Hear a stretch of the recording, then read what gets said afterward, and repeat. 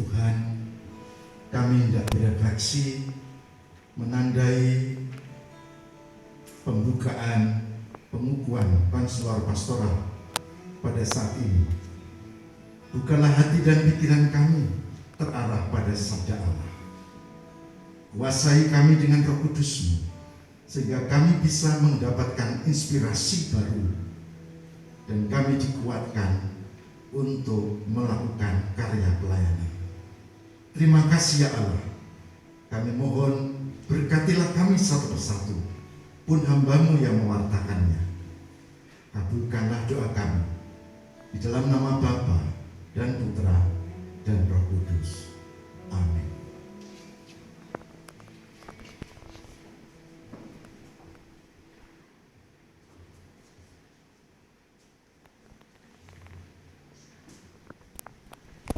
Kita akan berefleksi singkat dari Mazmur 37 ayat 38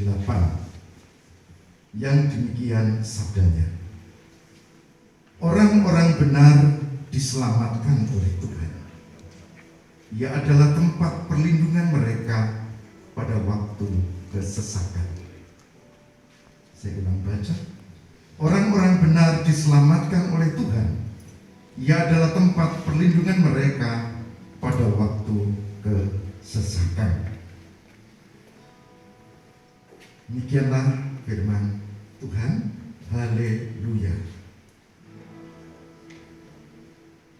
Haleluya. Haleluya. Haleluya.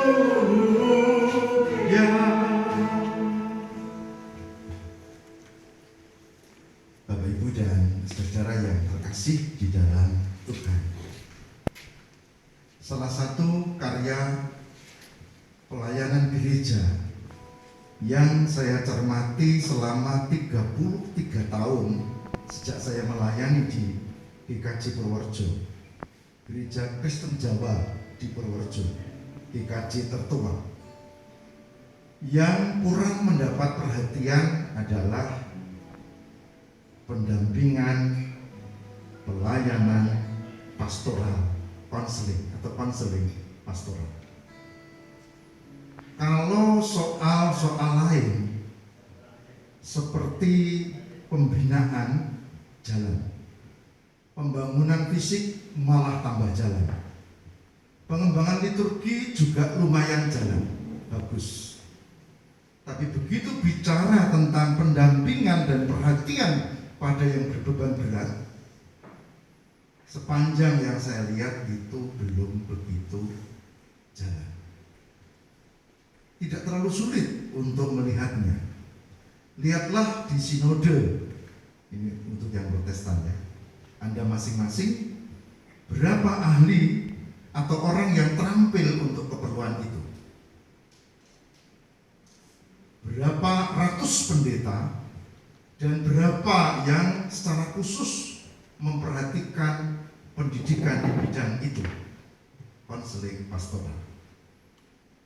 Yang saya tahu di beberapa gereja yang di Jawa minim, bahkan yang ahli lainnya banyak, tapi yang pastoral konseling sedikit.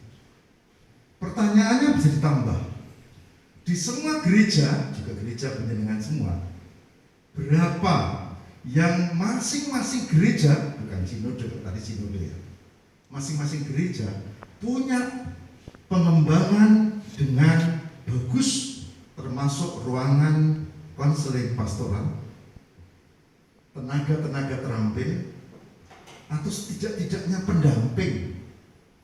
Berapa? Setahu saya tidak banyak.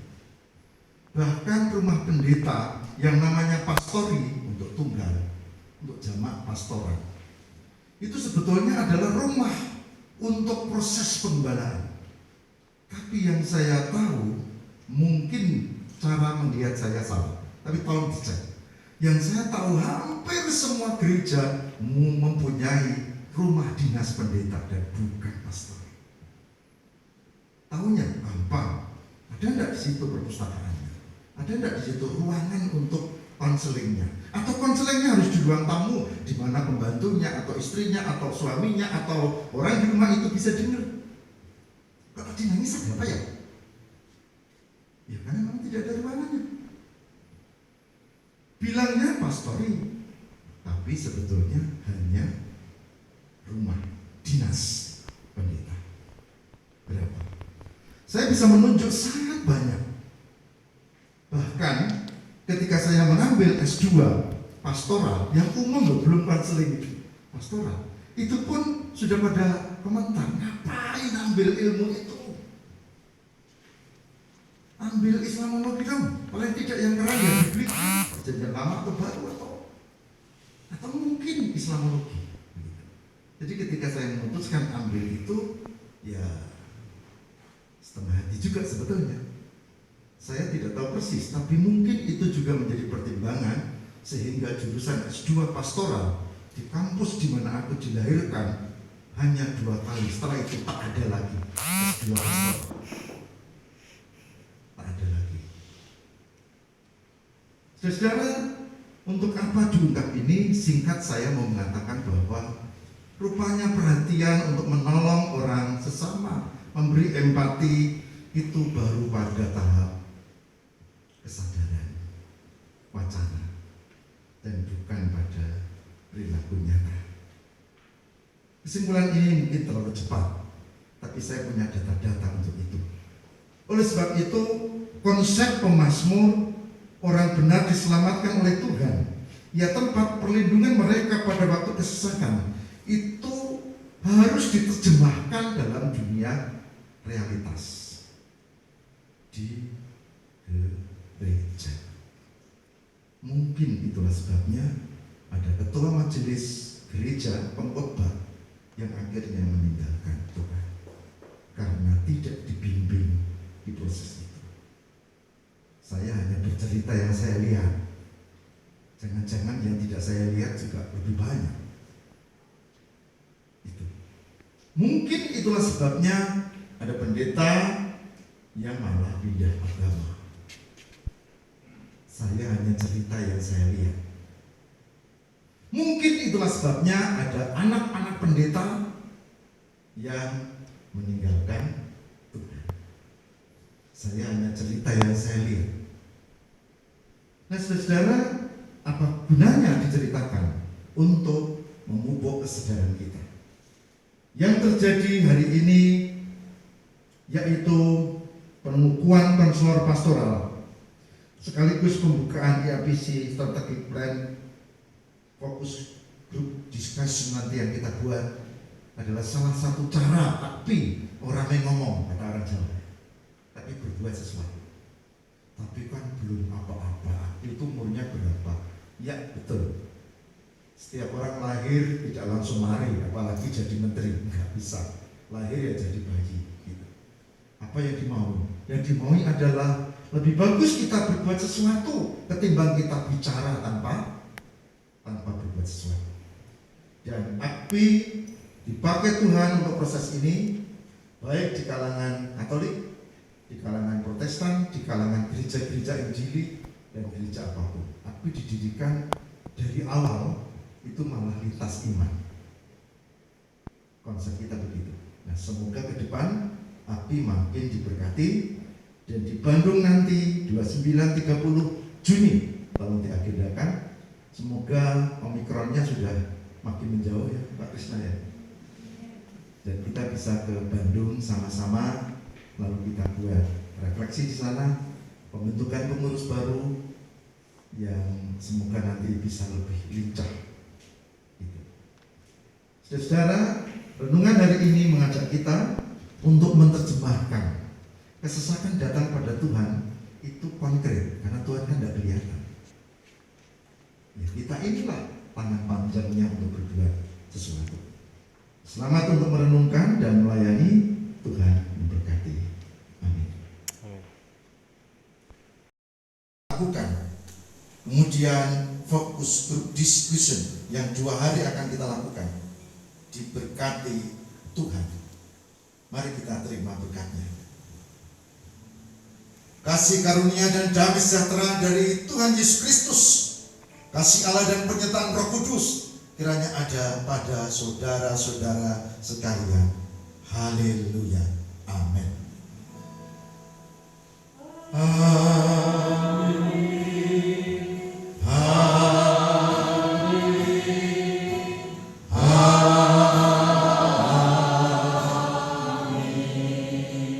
Silakan duduk kembali.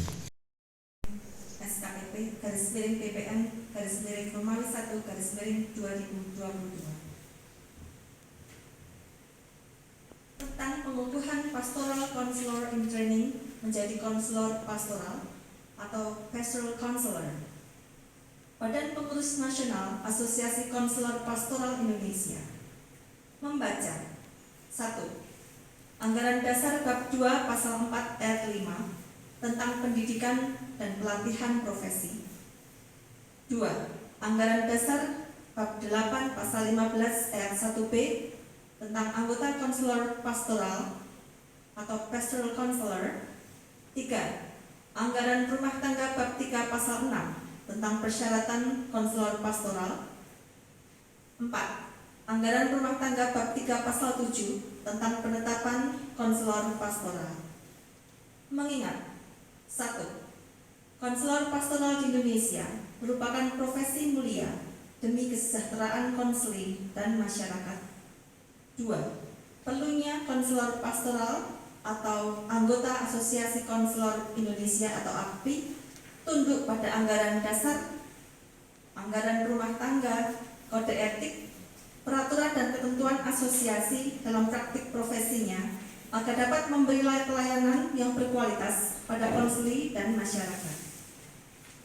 Menimbang bahwa setelah melakukan pembelajaran teori dan melakukan sesuai dengan ketentuan asosiasi, maka Pastoral Counselor in Training atau PCIT perlu dikukuhkan sebagai konselor pastoral atau pastoral counselor agar dapat menjalankan profesi sebagaimana mestinya demi konseli dan masyarakat.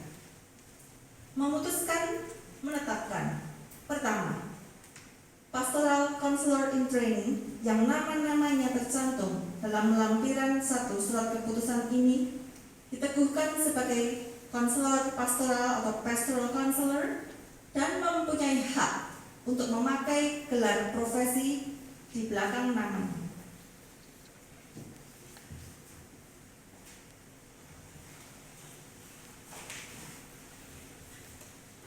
Kedua, kepadanya diberi wewenang dan hak-hak istimewa sesuai dengan profesinya dan memiliki tanggung jawab profesi sesuai dengan ketentuan, peraturan, dan kode etik profesi Asosiasi Konselor Pastoral Indonesia.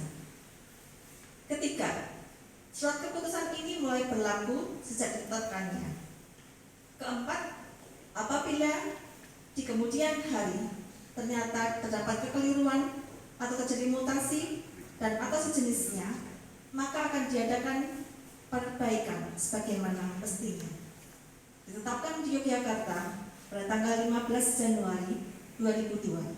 Badan Pengurus Nasional Asosiasi Konselor Pastoral Indonesia ditandatangani sekretaris dan ketua.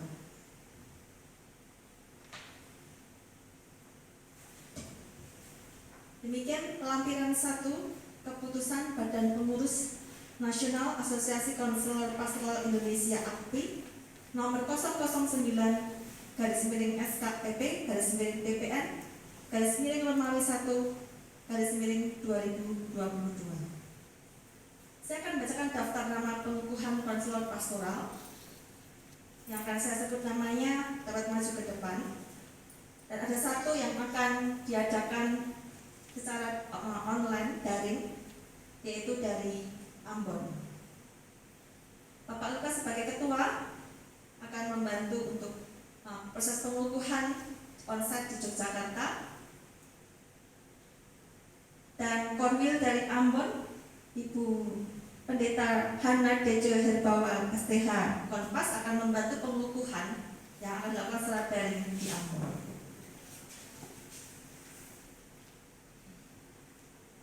Dengan hormat saya panggil nama-nama yang terdaftar dalam lampiran keputusan ini. konselor pastoral Indonesia. Nanti maju di posisinya. Nomor 1, Kepi Domingas Manuputi dengan nomor anggota 306089 asal Depok. Kedua, Penny Setiawati dengan nomor anggota 306090 asal Karawang. 3. Caturia Mei Sawitri dengan nomor anggota 306091 asal Bandung. 4. Arni Selvi Mince Bicara dengan nomor anggota 306092 asal Tasikmalaya. 5. Ellen Kristiana Sakanmone dengan nomor anggota 306093 asal Kupang. 6. Rasima Timawan Elvi Florita Manalu dengan nomor anggota 306094 asal Sumedang. 7. Petris Mayau dengan nomor anggota 306095 asal Ambon.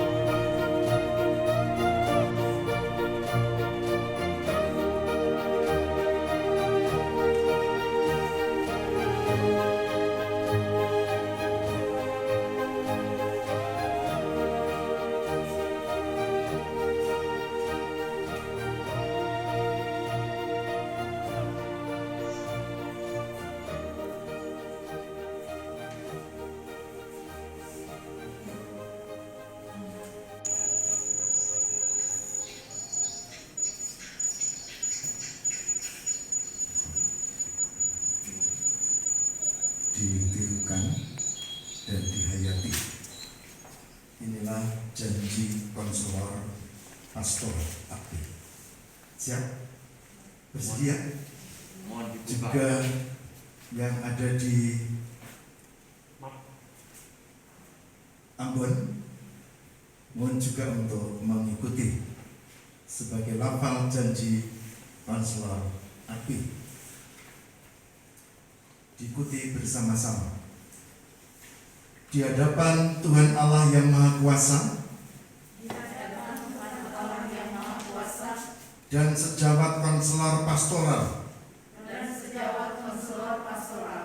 saya berjanji bahwa satu, saya akan membaktikan pengetahuan konseling pastoral saya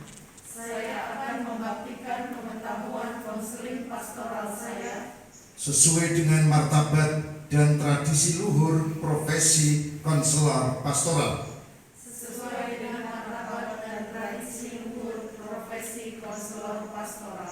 Dua, saya akan membuktikan kompetensi konseling pastoral saya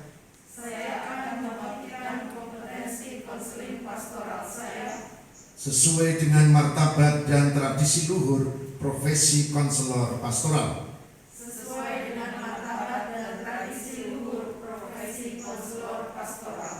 3. Saya akan menjaga martabat konseli sebagai manusia holistik. Saya akan menjaga martabat konseli sebagai manusia holistik Dalam menjalankan konseling pastoral. dalam menjalankan konseling pastoral. 4. 4. Saya akan menghormati budaya, keyakinan, dan agama konseling. Saya akan menghormati budaya, keyakinan, dan agama konseling Dalam menjalankan konseling pastoral. dalam menjalankan konseling pastoral. 5. 5. Saya akan mengutamakan kepentingan masyarakat Saya akan mengutamakan kepentingan masyarakat sesuai dengan norma dan kaidah moral yang berlaku. sesuai dengan norma dan kaidah moral yang berlaku. 6. 6. Saya akan menjaga kerahasiaan segala sesuatu yang saya ketahui. Saya akan menjaga kerahasiaan segala sesuatu yang saya ketahui Karena profesi saya sebagai konselor pastoral. karena profesi saya sebagai konselor pastoral. Saya akan berusaha menolong konseli tanpa prasangka dan keterpihakan. Saya akan berusaha menolong konseli tanpa prasangka dan keberpihakan Karena alasan apapun. karena alasan apapun. 8. 8. Saya akan menaati dan mengamalkan kode etik konseling pastoral. Saya akan menaati dan mengamalkan kode etik konseling pastoral. Asosiasi Konselor Pastoral Indonesia. Asosiasi Konselor Pastoral Indonesia. 9. 9. Saya akan bersikap saling menghormati dengan sejawat saya. Saya akan bersikap saling menghormati dengan sejawat saya. Kiranya Tuhan Allah yang Maha Pengasih dan Penyayang Kiranya Tuhan Allah yang Maha Pengasih dan Penyayang memampukan saya memampukan saya untuk menjalankan janji-janji saya untuk menjalankan janji-janji saya sebagai konselor pastoral. sebagai konselor pastoral. Terima kasih. Semoga janji ini dihayati dan dijalankan. Tuhan memberkati.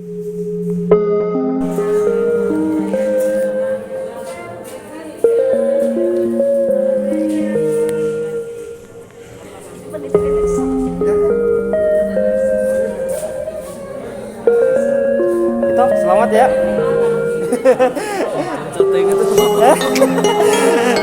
Ibu Ellen selamat ya. Selamat ya Ibu konselor. Ibu selamat. Ibu Beni ya. Bu Bibi selamat ya.